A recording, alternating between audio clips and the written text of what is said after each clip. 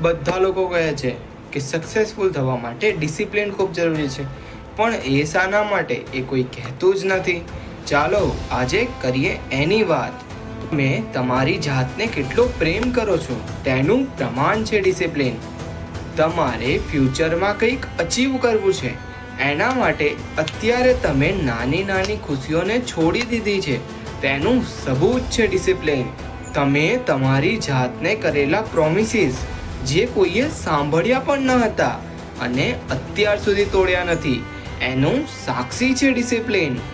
જ્યાં તમે મોટિવેટેડ નથી, બધું મૂકી દેવાની, બધું છોડી દેવાની ઈચ્છા થાય છે, પણ ત્યાં પણ તમે સખત મહેનત કરો છો, એનું પણ સાક્ષી છે ડિસિપ્લિન.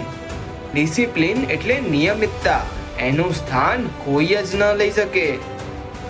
ના ટેલેન્ટ, ના હાર્ડવર્ક, ના એજ્યુકેશન, ના પ્રિવિલેજ, ના લક, નથિંગ વર્ક્સ લાઈક ડિસિપ્લિન.